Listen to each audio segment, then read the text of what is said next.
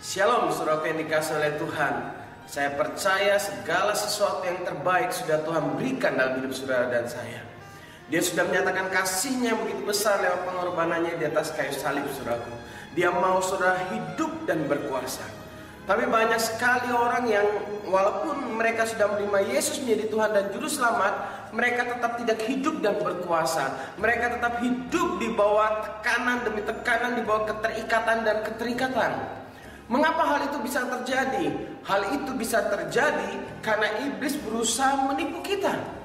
Menipu kita dalam kita mengenal Tuhan dengan benar, dan menipu kita dalam kita mengenal diri kita dengan benar. Kalau kita salah mengenal Tuhan dan salah mengenal diri kita, maka kita akan hidup di dalam tekanan demi tekanan, keterikatan demi keterikatan dalam hidup ini. Makanya pada renungan saat ini saya memberi tema mengenal diri sendiri dengan benar. Iblis berusaha menipu kita dan berkata bahwa engkau orang yang berharga jika kau memiliki kekayaan, jabatan, tergantung dari apa yang kau naiki. Kalau kau naik mobil yang mewah, maka kau sangat berharga. Apakah itu kata kebenaran firman Tuhan? Sesungguhnya tidak seperti itu. Nah, bagaimana kita di hadapan Tuhan yang sesungguhnya? Mari kita buka kitab kita di dalam kitab Kejadian pasal yang pertama. Kejadian pasal yang pertama ayat yang ke-26. Kejadian pasal yang pertama ayat yang ke-26 dikatakan begini, berfirmanlah Tuhan, baiklah kita menjadikan manusia menurut gambar dan rupa kita. Saya garis bawahi perkataan ini. Baiklah kita menjadikan manusia menurut gambar dan rupa kita, supaya mereka berkuasa atas ikan-ikan di laut dan burung-burung di udara, dan atas ternak, dan atas seluruh bumi, dan atas segala binatang melata yang merayap di bumi. Haleluya, sesuatu yang sangat spesial sebenarnya sudah Tuhan berikan kepada manusia. Karena pada saat manusia diciptakan menurut gambar dan rupa Allah. Bukan rupa yang lain, gambar dan rupa Allah. Berarti kita menjadi sama seperti Allah, saudaraku. Kita diciptakan segambar dengan Allah, saudaraku. Namun iblis berusaha menipu kita. Makanya waktu ular bertemu dengan Hawa di dalam Kejadian pasal yang ketiga ayat yang keempat, Kejadian pasal 3 ayat yang keempat, waktu ular bertemu dengan Hawa, ular berkata begini, tetapi ular itu berkata kepada perempuan itu, sekali-kali kamu tidak akan mati, tetapi Allah mengetahui pada waktu kamu memakannya, matamu akan terbuka dan kamu akan menjadi sama seperti Allah, tahu tentang yang baik dan yang jahat. Iblis berkata, kalau kamu makan buah pohon pengetahuan yang baik dan jahat ini, maka kamu akan menjadi sama seperti Allah. Pertanyaan saya, apakah manusia waktu diciptakan sudah diciptakan menurut gambar dan rupa Allah? Iya. Tapi karena manusia tidak menyadari bahwa dia diciptakan menurut gambar dan rupa Allah, sehingga dia mudah sekali ditipu si jahat, sehingga manusia jatuh dalam dosa, saudaraku. Hawa tidak mengenali bahwa dirinya sudah menjadi serupa dan segambar dengan Allah, sehingga akhirnya dia makan buah pengetahuan yang baik dan jahat itu, dan dia jatuh dalam dosa. Dan mulai saat itulah dosa masuk dalam kehidupan manusia. Betapa bahayanya kalau kita tidak mengenali siapa diri kita di hadapan Tuhan. Hawa, Adam gagal. Tetapi apa yang terjadi pada Yesus? Cara yang sama dipakai oleh iblis untuk mencobai Yesus. Waktu Yesus dicobai, saudaraku, di padang gurun, iblis berkata begini di dalam Matius pasal 4 ayat yang ketiga. Matius pasal 4 ayat yang ketiga, lalu datanglah si pencoba itu dan berkata kepadanya, jika engkau anak Allah, perintahkanlah supaya batu-batu ini menjadi roti. Iblis berkata, jika engkau anak Allah, sebenarnya iblis mau berkata, hai Yesus, engkau bukan anak Allah. Tetapi Yesus mengetahui siapa dirinya, dia adalah anak Allah. Dia tidak perlu membuktikan bahwa dia adalah anak Allah. Berbeda dengan Hawa. Hawa tidak mengenali dirinya bahwa dia sudah diciptakan menurut gambar dan rupa Allah. Sehingga waktu iblis berkata, jika engkau makan bahwa ini maka engkau akan menjadi sama seperti Allah. Berarti iblis berkata, engkau harus melakukan sesuatu supaya engkau menjadi seperti Allah. Sesungguhnya tidak seperti itu. Manusia sudah diciptakan menurut gambar dan rupa Allah. Yesus adalah anak Allah. Yesus tidak perlu melakukan sesuatu, tidak perlu merubah batu menjadi roti baru dia menjadi anak Allah. Tidak. Karena dia anak Allah, dia tidak perlu membuktikan. Makanya Yesus tidak tertipu oleh si jahat. Di dalam Matius 3 ayat yang ke-17, pada saat Yesus baptis, lalu terdengarlah suara dari surga yang mengatakan, inilah anakku yang kukasihi, kepadanya lah aku berkenan. Pengakuan dari Allah bahwa Yesus adalah anak Allah itu lebih daripada cukup. Saudara yang dikasihi oleh Tuhan. Pencobaan pertama iblis berusaha menipu gambar diri Yesus. Makanya iblis berkata, jika engkau anak Allah.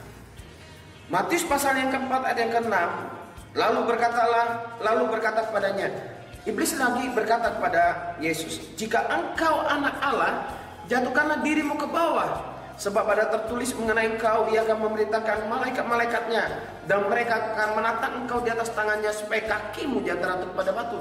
Lagi-lagi iblis terus mencoba Yesus dan berkata, jika engkau anak Allah.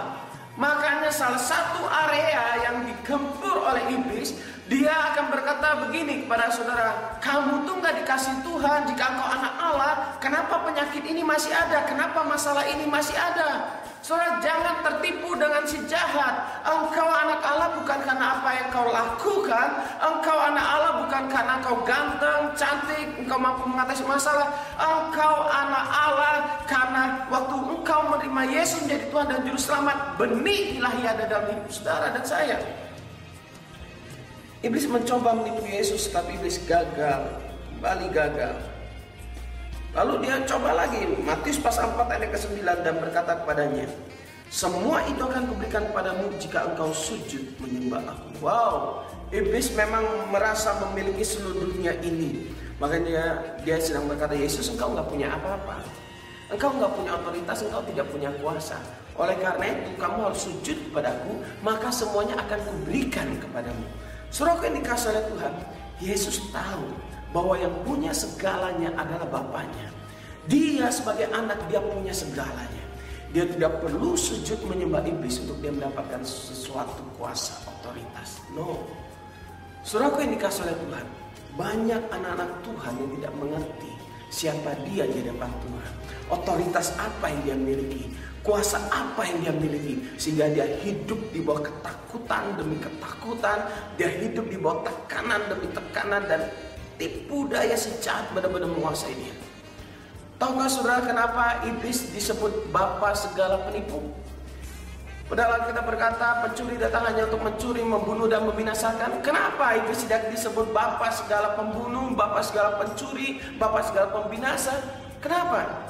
Saya mau beritahu saudara, karena iblis sesungguhnya sudah tidak punya kuasa lagi. Waktu Yesus mati di atas kayu salib menebus semua dosa manusia, dia sedang melucuti segala kuasa dari si jahat. Waktu manusia diciptakan, otoritas diberikan kepada manusia, itu betul.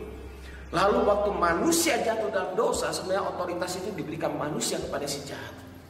Namun Yesus datang mengambil alih seluruhnya. Makanya waktu Yesus mati di atas kayu salib, dia berkata sudah selesai. Itu juga berarti semua otoritas si jahat sudah diambil. Jadi sesungguhnya iblis tidak punya kuasa untuk membunuh, membinasakan kita.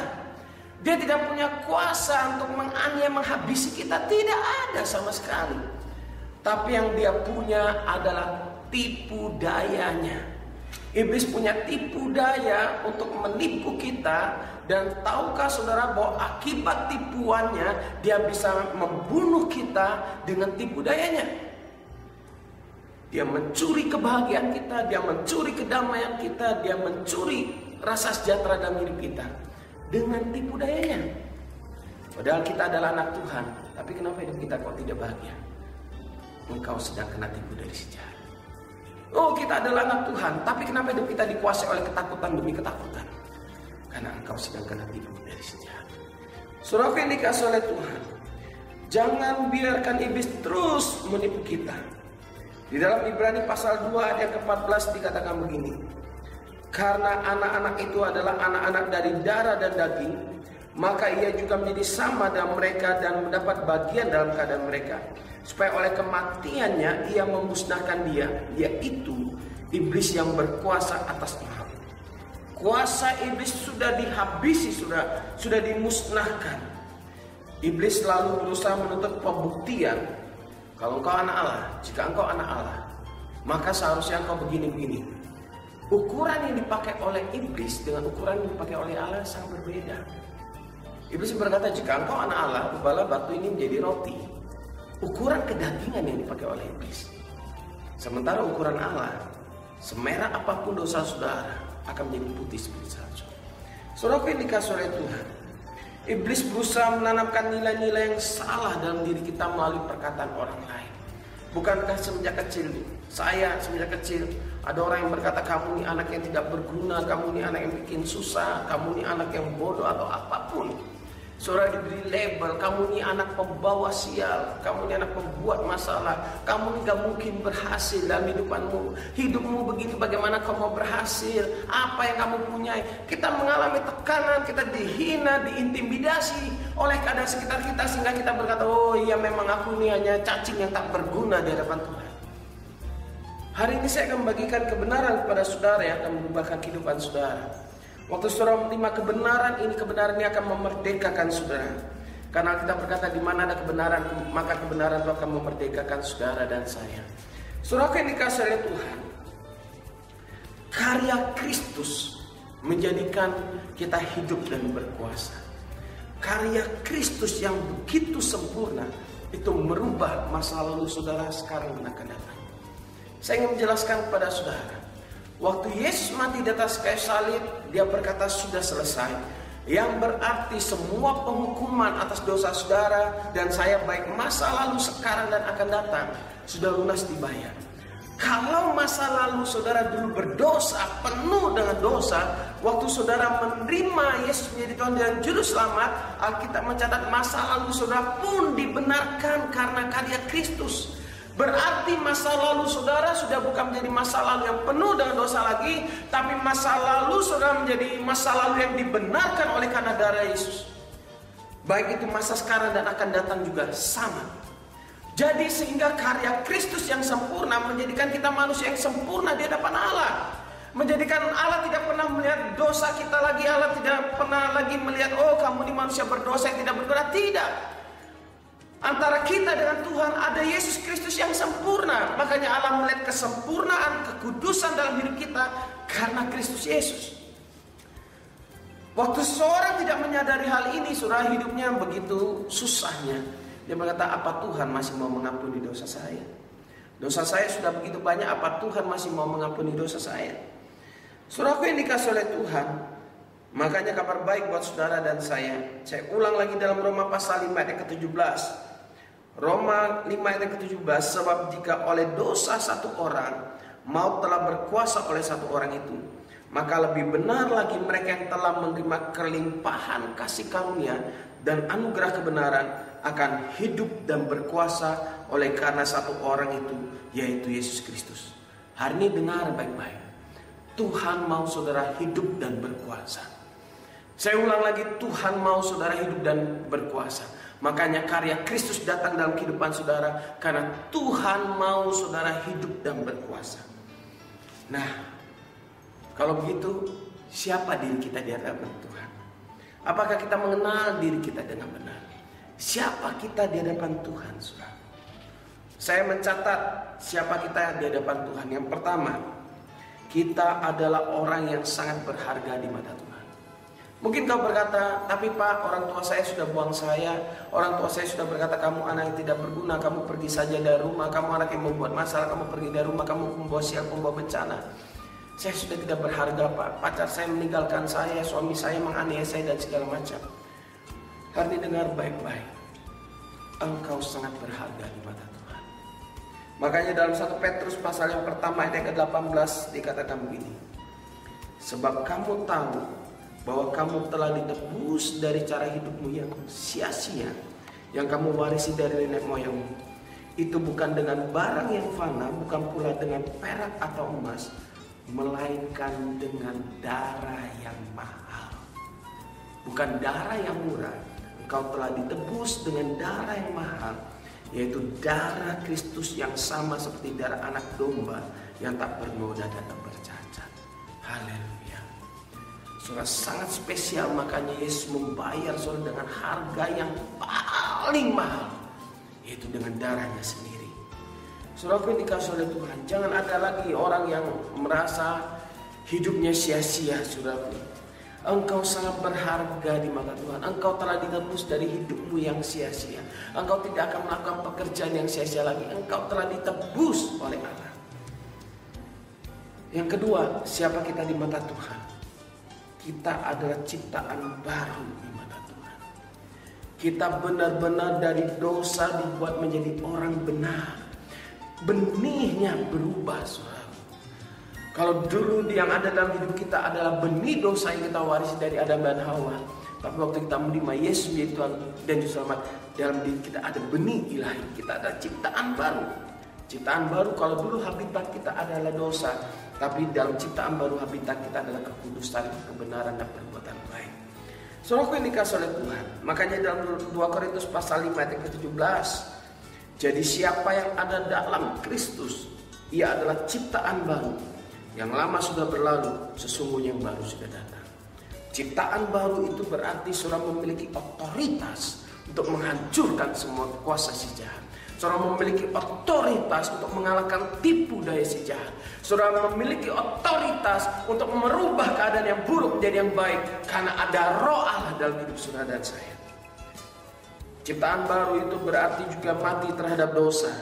Makanya dalam Roma pasal 6 ayat yang pertama, jika demikian apakah yang hendak kita katakan? Bolehkah kita bertekun dalam dosa supaya semakin bertambah kasih karunia itu? Bukankah kita sudah mati bagi dosa? Bagaimana mungkin kita hidup di dalamnya lagi? Saudaraku yang dikasihi oleh Tuhan, saudara diciptakan untuk melakukan perbuatan baik. Saudara diciptakan untuk melakukan pekerjaan-pekerjaan besar yang memuliakan namanya. Oleh karena itu Efesus pasal 2 ayat yang ke-10, saudaraku. Karena kita ini buatan Allah, diciptakan dalam Kristus Yesus untuk melakukan pekerjaan baik yang dipersiapkan Allah sebelumnya. Ia mau supaya kita hidup di dalamnya. Saudara ciptaan baru, saudara bukanlah pendosa lagi, saudara bukan lagi orang yang diikat sama dosa. Mungkin saudara berkata, iya Pak, tapi saya punya kelemahan. Kelemahan saudara tidak mengurangi kasih Tuhan kepada saudara, karena kasih Tuhan sempurna. Kelemahan saudara tidak menjadikan saudara manusia pendosa lagi, karena karya Kristus sudah menebus saudara secara sempurna sekali untuk selama-lamanya. Saudara yang dikasihi oleh Tuhan, yang pertama, kita adalah orang yang sangat berharga di mata Tuhan. Saudara adalah orang yang sangat berharga di mata Tuhan. Yang kedua, saudara adalah ciptaan baru. Habitatmu adalah kekudusan dan perbuatan baik. Jangan pernah berpikir dosa bisa memisahkan saudara dari Tuhan. Dosa tidak bisa memisahkan saudara dari Tuhan. Kita melakukan perbuatan baik karena itu habitat kita dan kesukaan kita. Saudara yang dikasihi Tuhan, yang ketiga, yang sangat spesial, kita adalah anak Allah. Wow. Anak Allah berarti memiliki ciri yang sama dengan Allah. Ada benih ilahi. Dalam Roma pasal 8 ayat yang ke-14 sampai yang ke-17. Roma pasal 8 ayat yang ke-14 sampai yang ke-17. Semua orang yang dipimpin roh Allah adalah anak Allah. Sebab kamu tidak menerima roh perbudakan yang membuat kamu menjadi takut lagi. Saudaraku dengar, engkau tidak menerima roh perbudakan yang membuat saudara menjadi takut lagi. Tetapi kamu menerima roh yang menjadikan kamu anak Allah. Oleh roh itu kita berseru, ya Aba, ya Bapa.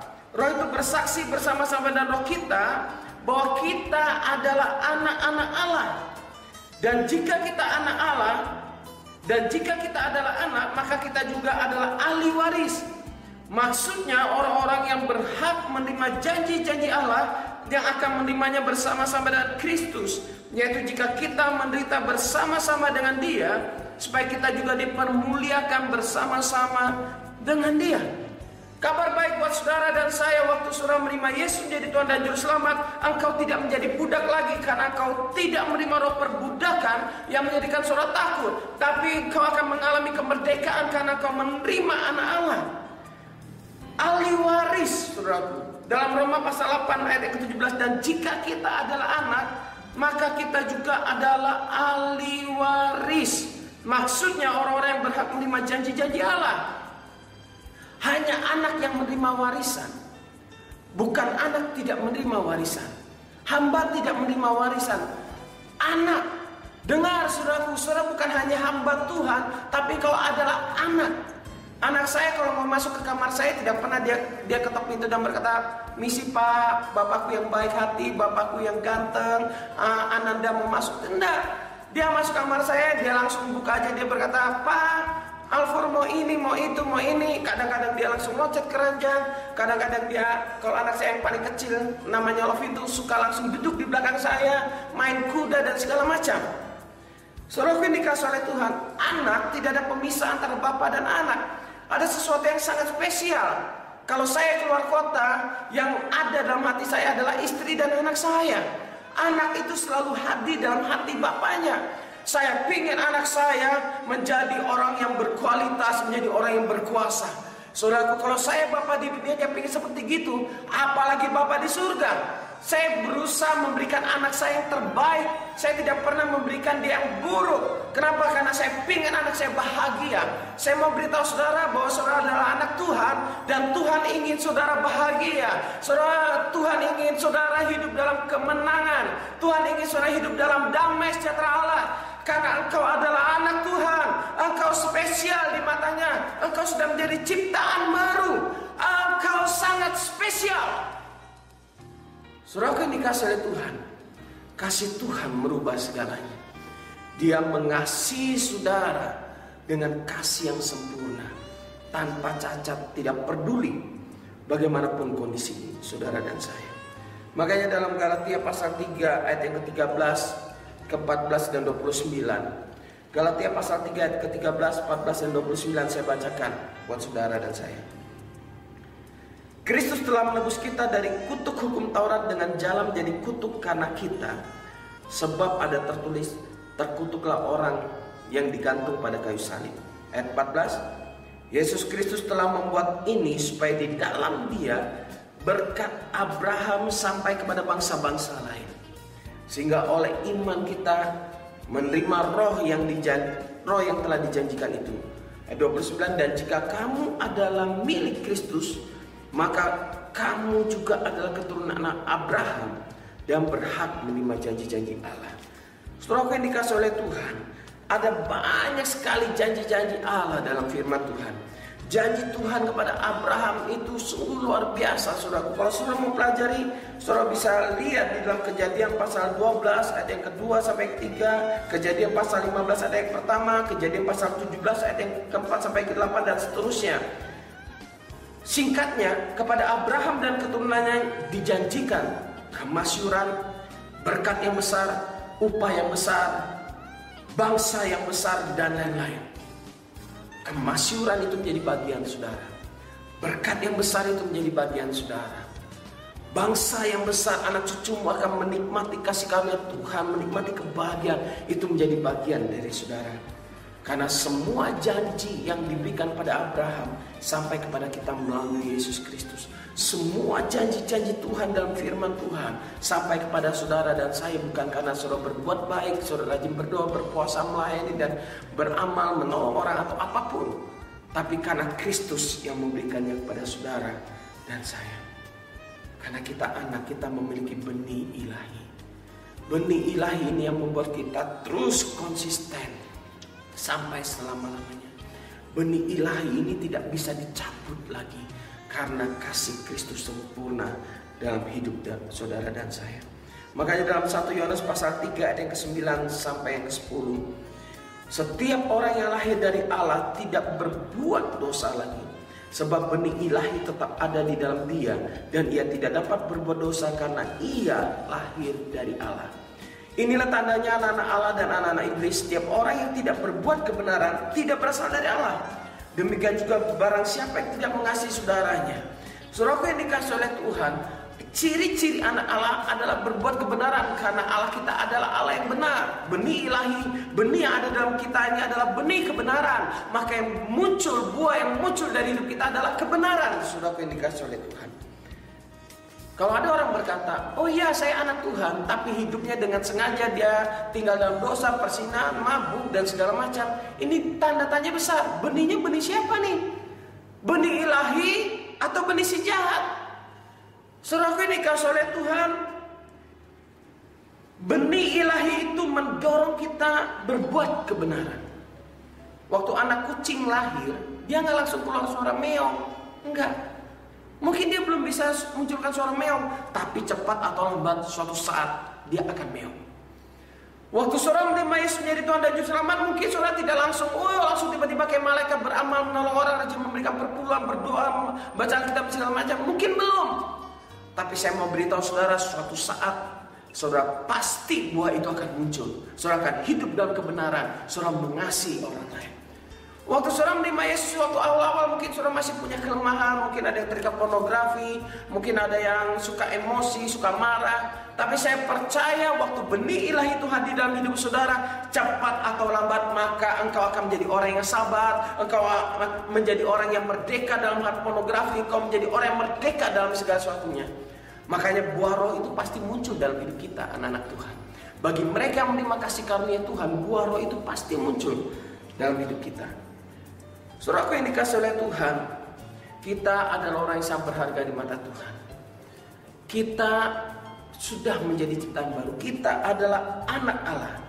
Dan yang keempat, saudaraku yang dikasihi oleh Tuhan, kita adalah imamat yang rajani. Imam-imam Allah yang menjadi raja. Imam-imam Allah yang sangat diberkati oleh Tuhan, yang memiliki otoritas dan kuasa. Makanya 1 Petrus pasal 2 ayat 9 dikatakan begini. Tetapi kamulah bangsa yang terpilih, imamat yang rajani, bangsa yang kudus, umat kepunyaan Allah sendiri, supaya kamu memberitakan perbuatan-perbuatan yang besar dari Dia yang telah memanggil kamu keluar dari kegelapan kepada terangnya. Ajaib. Kita adalah imamat yang rajani supaya kita memberitakan perbuatan-perbuatan yang besar. Saudaraku yang dikasihi oleh Tuhan, kamulah bangsa terpilih, imamat yang rajani, bangsa yang kudus, kepunyaan Allah sendiri. Dalam Roma pasal 6 ayat ke-10, sebab kematiannya adalah kematian terhadap dosa satu kali dan untuk selama-lamanya, dan kehidupannya adalah kehidupan bagi Allah. Dalam Ibrani 10 ayat ke-10, dan karena kehendaknya inilah kita telah dikuduskan satu kali untuk selama-lamanya oleh persembahan tubuh Kristus. Saudara adalah orang kudusnya Allah. Mulai katakan, aku adalah orang benar di mata Tuhan. Aku adalah orang benar. Orang benar pasti berbuahkan kebenaran. Sekalipun saudara punya kelemahan, mungkin saudara masih gampang marah, mungkin saudara gampang tersinggung. Mereka katakan, aku orang benar yang penuh kasih sayang. Aku orang benar yang sabar. Aku orang benar yang penuh dan kelembutan, kasih kepada orang lain. Waktu saudara emosi, tetap katakan, saya adalah orang benar karena darah Yesus. Saudara dibenarkan bukan karena perbuatan saudara, tapi karena darah Yesus. Saya percaya buah itu akan muncul. Maka tanpa saudara sadari, saudara berubah.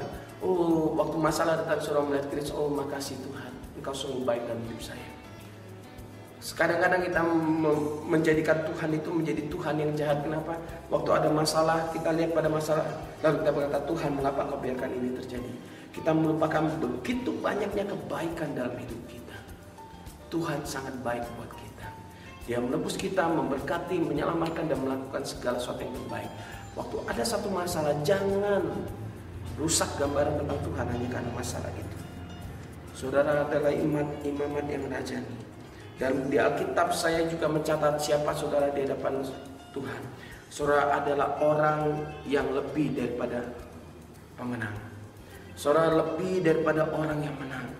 Dalam Roma pasal 8 ayat ke-37, tetapi dalam semuanya itu kita lebih daripada orang-orang yang menang oleh Dia yang telah mengasihi kita. Kita lebih daripada orang-orang yang menang. Kita adalah orang-orang merdeka, saudara yang dikasihi oleh Tuhan. Yohanes pasal 8 ayat 36. Jadi apabila anak itu memerdekakan kamu, kamu pun benar-benar merdeka. Yang memerdekakan kita bukan perbuatan baik, bukan orang lain yang menolong kita, tapi anak, yaitu Yesus Kristus. Kita lebih daripada orang yang menang. Kita adalah orang-orang yang melakukan perkara-perkara besar. Makanya Yohanes 14 ayat 12 dikatakan, aku berkata kepadamu, sesungguhnya barang siapa percaya kepadaku, ia akan melakukan juga pekerjaan-pekerjaan yang aku lakukan, bahkan pekerjaan-pekerjaan yang lebih besar daripada itu, sebab aku pergi kepada Bapa. Bagian kita adalah percaya dan menerima. Saya ulang, bagian kita adalah percaya dan menerima. Saudaraku yang dikasihi oleh Tuhan, itulah identitas kita di depan Allah. Kita ini imamat yang rajani, lebih daripada pemenang. Jangan saudara menghadapi masalah, saudara berkata, saya ini orang yang kalah. Lihat hidup saya gagal demi gagal, kegagalan demi kegagalan. Sekarang, jika saudara mengalami kegagalan demi kegagalan, fokus pada Yesus. Oh, di dalam Yesus ada kemenangan. Aku lebih daripada orang yang menang. Saya akan tutup dengan saya membacakan secara cepat beberapa janji-janji Tuhan dalam hidup saudara dan saya. Janji Tuhan saya mencatat dalam Ulangan pasal 28 ayat 13. Saudara adalah kepala dan bukan ekor. Saudara adalah kepala dan bukan ekor, saudaraku. Saudara bisa melihat ayatnya nanti di tempat saudara menyaksikan ini. Ulangan 28 ayat 13, ayat yang ke-13. Saudara adalah kepala dan bukan ekor. Filipi pasal 4 ayat yang ke-19. Filipi pasal 4 ayat yang ke-19 dikatakan, Allahku akan memenuhi segala keperluanmu, segala kebutuhan menurut kekayaan dan kemuliaannya. Allahku akan memenuhi segala keperluanmu. Dengar baik-baik. Mungkin kamu memerlukan pemulihan rumah tangga, mungkin kamu membutuhkan anakmu dipulihkan, mungkin kamu membutuhkan pemulihan ekonomi. Allahku akan memenuhi segala keperluanmu. Dan itu semua sudah diberikannya melalui Yesus Kristus. Tinggal percaya dan menerima. Mulai katakan, rumah tanggaku pulih, kesehatanku pulih, semuanya mengalami pemulihan. Yesuslah kesembuhanku, Yesuslah pemulihanku, Yesuslah berkatku, Yesuslah kedamaianku, Yesuslah kebahagiaanku, dan segalanya. Mulai saudara katakan itu setiap hari. Yesuslah segala-galanya dalam hidupku. Yesus. Yang ketiga adalah Tuhan turut bekerja dalam segala sesuatu. Dalam segala sesuatu yang saudara lakukan, Tuhan turut bekerja. Dia tidak pernah membiarkan saudara seorang diri. Yang keempat, kebajikan dan kemurahan selalu mengikuti kita. Mazmur 23 ayat yang ke-6. Kebajikan dan kemurahan selalu mengikuti kita. Immanuel, Tuhan beserta kita. Banyak sekali janji-janji Tuhan yang sudah Tuhan berikan dalam hidup saudara dan saya. Oleh karena itu saudaraku, percayalah dan terimalah janji-janji Tuhan. Kenalilah diri kita dengan benar, saudaraku. Kita adalah orang yang spesial di mata Tuhan. Kita adalah ciptaan baru. Kita adalah anak Allah. Kita ini adalah imamat yang rajani. Kita ini lebih daripada orang-orang yang menang. Saudara, lebih daripada itu. Pertanyaan saya, apakah saudara percaya kepada semuanya itu? Apakah saudara percaya bahwa saudara sangat spesial di mata Tuhan? Apakah saudara percaya bahwa saudara adalah anak-anak Allah? Apakah saudara percaya bahwa saudara adalah ciptaan baru dalam Kristus Yesus? Apakah saudara percaya bahwa saudara adalah imamat yang rajani dan saudara lebih daripada pemenang? Waktu saudara berkata, aku percaya karena Yesus Kristus menjadikan aku itu semua, maka saya mau katakan kepada saudara, jadilah sesuai dengan iman. Kepercayaan akan merubah kehidupanmu. Yesus sudah memberikan segala-galanya. Untuk kita menerimanya, kita perlu percaya saja. Bukan melakukan segala sesuatu yang lain, tapi percaya, maka semuanya akan terjadi dalam kehidupan. Engkau menjadi anak Allah bukan karena engkau rajin ke gereja. Tidak. Engkau menjadi anak Allah karena Yesus yang sudah mati di atas kayu salib menebus semua dosa saudara. Dan saudara menerima Dia, engkau menjadi anak Allah. Semuanya karena Yesus, bukan karena yang lain. Selamat menikmati hidup yang berkemenangan. Dan sadarilah, setelah saudara menyaksikan rekaman ini, saudara bisa mulai melakukan pekerjaan-pekerjaan yang besar karena Roh Kudus ada dalam hidup saudara. Karena Yesus ada dalam hidup saudara. Terpujilah nama Tuhan. Di dalam nama Tuhan Yesus Kristus. Amin.